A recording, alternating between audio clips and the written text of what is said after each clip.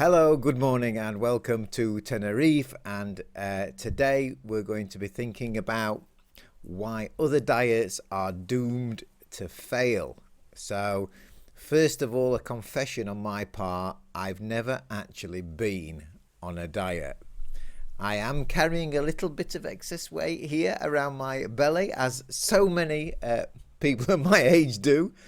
And I have to admit, I have in the past thought about maybe losing a little bit of weight, maybe a kilo or 2 kilos. And every time I've tried to do it, I quickly realized how uncomfortable it is when we try to cut back on foods or we try to stop eating certain things.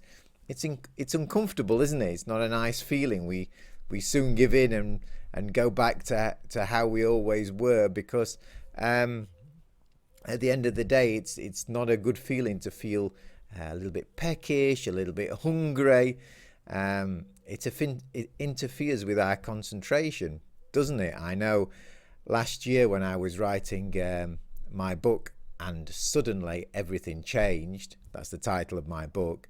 Last year I was writing it, and I remember on a number of occasions getting that sensation that I was hungry, and suddenly I was unable to concentrate. I was not able to think creatively. I wasn't able to work on my story in the same way as I would if I'd have been full, if I'd have had a satisfied feeling. So yeah, I really, really understand how difficult it is to go on a diet. Or let's put it the other way, I can imagine how difficult it must be if you really got lots of weight to lose. The amount of self-determination needed to lose weight, it's absolutely unbelievable, really. Just having dipped my little toe into the water of just losing a tiny little bit weight, I can appreciate how difficult it must be. And I think that one of the keys has to be that we need to feel good on our diet. So in this session, before we move on to the next session, I wanted to think about, I did some research into the main reasons why most diets fail. And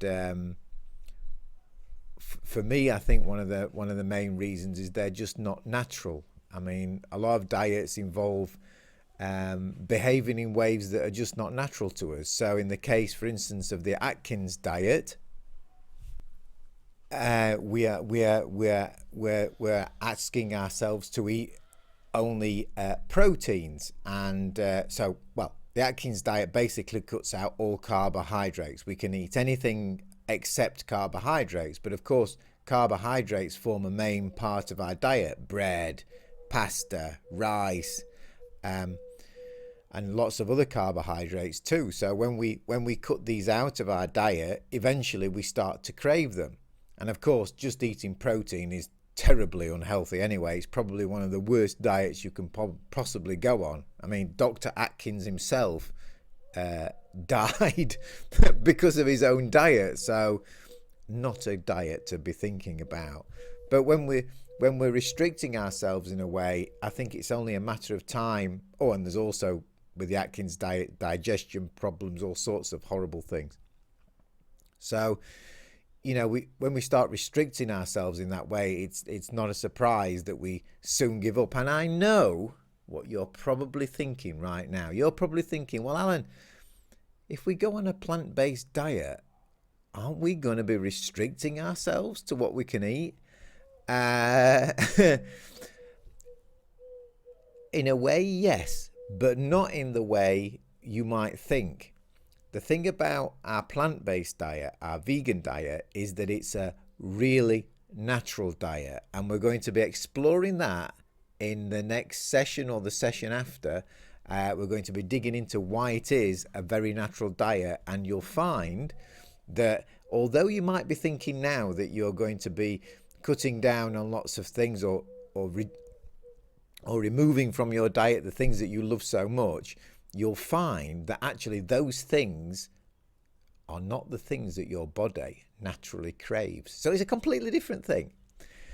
But on this session, we're going to think about the four main reasons that diets fail. And the first one is that they tend to be short term. So sometimes we have great success, we manage to muster the motivation to cut out food from our diets, and we might lose a kilo or two in the first month if we're really lucky. But sustaining that over the long term, that can be a real chore. Having to use self-determination and self-discipline to resist food, that's obviously a reason that eventually diets fail. The second is hunger. Who wants to be hungry all day? Certainly I don't. As I mentioned before, when I'm hungry, I can't concentrate. I sometimes even get in a bad mood. It's an uncomfortable feeling, isn't it, to be hungry? So if we're on a diet, we want to lose weight, but we're feeling hungry, obviously that's going to be after a while an unsustainable position to be in. So we're going to probably end up kicking our diet because we just don't want to be hungry anymore. The next one is feeling tired. Often diets can leave us feeling tired. I mean, if we're hungry, if we're having to use our self-discipline to resist temptation, then this can be tiring. It can leave us feeling low in energy because we're perhaps not getting some of the nutrition that we need. On top of that, we've got this idea that we're always having to, not enjoy life because we can't eat what we want to eat.